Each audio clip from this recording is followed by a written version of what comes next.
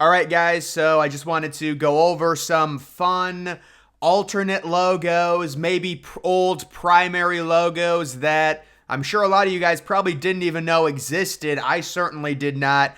I just went on to one of those logo.com sites or whatever, and I found these. So this is an old primary logo for the Boston Red Sox. Kind of looks similar to the two socks that they have today, but this one a little bit more skinny. This is another old Boston Red Sox logo. So that is apparently supposed to be a sock as a little dude. Almost looks like one of those little skinny potato men with kind of a big chin, and then you got like a nice little bat there as well. But that just makes no sense. There is zero chance I would guess that this is the Red Sox logo. It just doesn't look like a sock at all. I mean, a sock doesn't have a 90-degree angle. This is the old Chicago White Sox primary logo that was used in the early 1900s, like right around 1920. This was their standard logo. It looks like some type of U.S. SEAL. Like if someone showed this to me and said, yeah, I'm with a branch of the CIA, I'd be like, yeah, that seems pretty legit. That's what it looks like to me. This is an old White Sox logo as well. Kind of reminds me of the old Cleveland, I think at the time it was Nap's logo. You can see kind of the dark blue color scheme on that. That's a nice font, but I do like that color. This is an old Detroit Tigers logo with, looks like a red tiger. So that was one of their primary logos.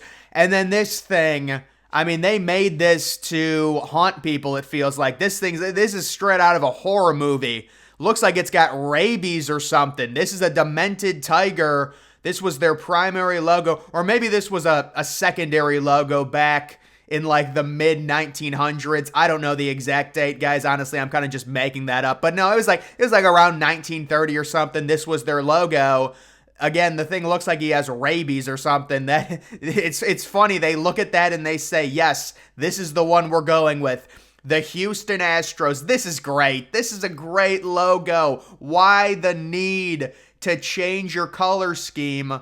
I loved this Astros logo. And then you have the state of Texas with kind of the tan background. Yes, they at least need to have some throwback night or something for the Astros because it's just such a great just color scheme and logo. And that was one of their secondary logos. This is straight out of communist China. What's going on here?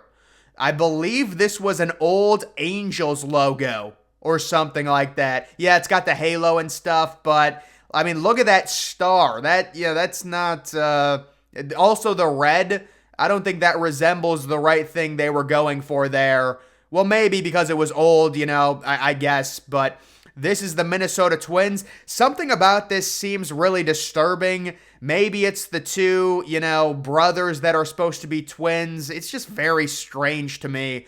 One of those old freaky logos for the Twins. Yes, this is the new Twins alternate logo. People seem to make fun of this.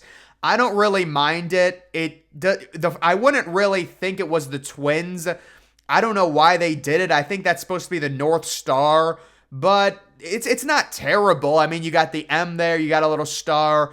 This is an old alternate logo for the Oakland Athletics, and it feels like this is a troll. You got the elephant, but he's got nice little shades on. Also, I will say, the bats, like the two bats that cross each other, I think that's Little League. It is not good. Also, with this one, it's like they were going for the California vibe because you got the sun in the background. This would be a cool logo if it was like a one-off thing, but to use this as an alternate logo for 10 years or whatever it was seems a little ridiculous. It's like a troll. Here is a Seattle Mariners old main logo. I mean, that's kind of cool. Yeah, that's decent. You can kind of see the nice little star there and then the M. An old Tampa Bay Rays logo used in the late 90s. The Rays really got to step up their game in terms of the logo design. I mean, you've got such a cool stingray. I like this green color. What they have now, their primary logo is just, it says Rays. It's so dumb. At least change it to a sweet stingray. There's a few different secondary logos they can replace it with. but I do like the kind of the bright green color of this. It doesn't fit their color scheme right now. You would have to change that, but it is pretty cool to see something like that. So here is a former Cleveland Indians logo. You can see dark blue, dark navy blue was a very popular color in the early 1900s. This font is amazing. One of the things I don't understand with the Indians, there was a time period like in 2013, they started really phasing out Chief Wahoo, but they didn't want to rebrand it, so they went with this kind of grotesque looking block C. Why not just change your logo to this? It's such a nice font. It's retro. All you have to do is make it a little bit more skinny. It's just very, very clean. It is a clean C. Very nice, but they went with some demented looking block C that no one liked. I mean, come on. And they still kind of have a block C design, but the lettering of it or the font changed a little bit. This is the New York Highlanders before they became the Yankees in 1903. Here it is. It looks like a bunch of sticks that came together to create the NY. That is certainly retro. The St. Louis Browns. It almost has a formation of a crown, like half a crown at the bottom. You see that where the L is. But yeah, this one, I can't get down with something like this. I like the color. The color is like maroon almost. It's a nice color. The font is just doing a little bit too much. You've got the S intertwined with a bigger L, but it's just doing a little bit too much there. It's dancing a little bit. This is the old Philadelphia A's logo. You've got the dark blue. It's basically the same thing what the Oakland A's are today, just minus the little S, on the side, and it's also a different color, like a bright navy blue or whatever. I believe this is a current secondary logo of the Arizona Diamondbacks. Very, very nice. The Diamondbacks have really good secondary logos. Really clean, like rattlesnake.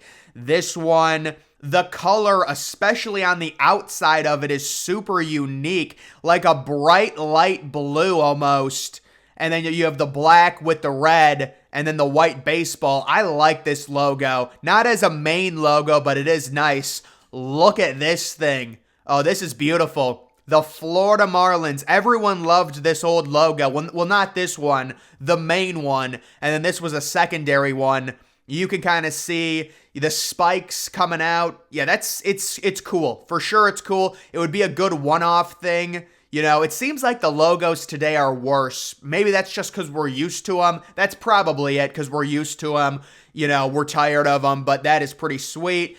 This is an old Cubs logo from the early 1900s. You've got the C, the navy blue dark C, and then a nice little cub with a baseball bat on the interior. So a nice little logo there.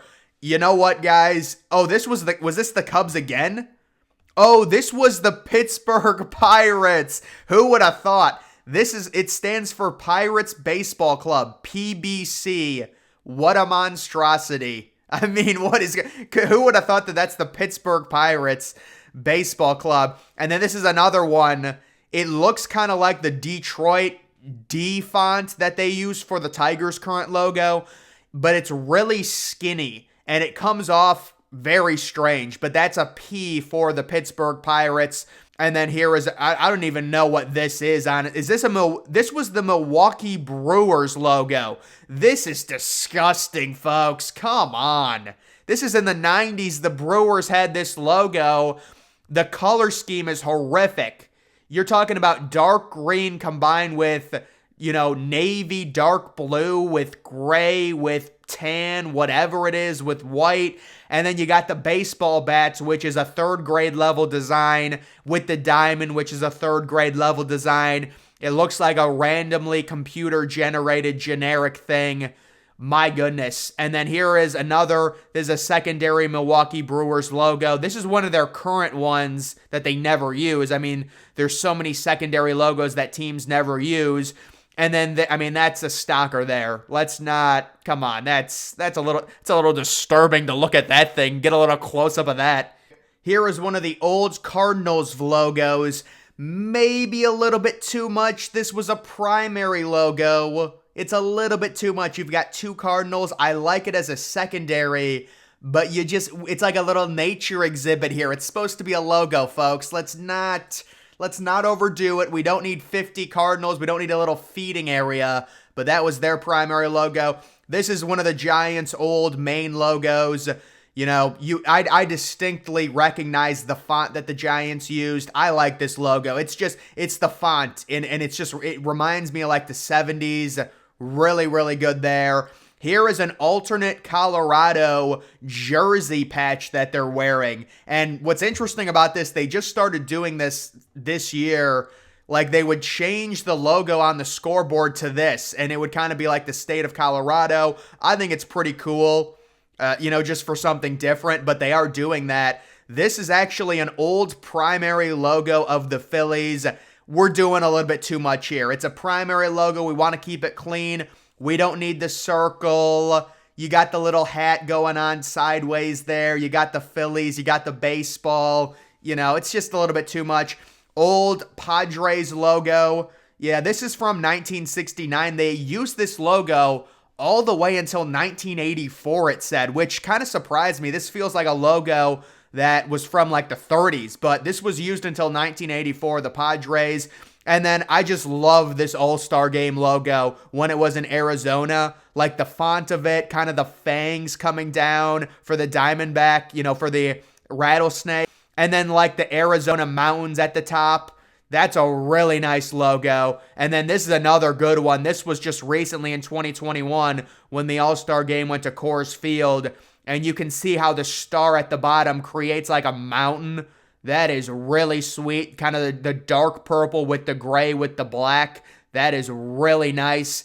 This is an example of one you're doing a little bit too much with this. I'm sorry. I understand you're trying to be creative. It's a guitar, Rock and Roll Hall of Fame. I get it. But it's too horizontal here. You're doing too much. Come on. I don't like that one. And then this is an old opening day logo. So the MLB started having like official opening day logos. This one back in 2004. And here you can kind of see how it's evolved from 2009 to 2023. And they've basically had the exact same logo since 2018. And if I'm going to be honest, I think they should go back to the one from 2009 and 2010. Those ones were the best opening day logos. Or honestly, like maybe 2015 or 2017. The newer ones are crap, or they're just not as good as the older ones. Just looking at this, the older ones had a lot more detail. I would say like 2009, go back to that one and maybe try and modernize it a little bit. But either way, guys, that is going to do it for this video. Just going through some random logos, a lot of which that are kind of just weird that I thought were kind of fun to look at. But make sure you follow me on Twitter. Link to that's always in the description. I'm, of course, the Depressed Ginger. Thank you for watching.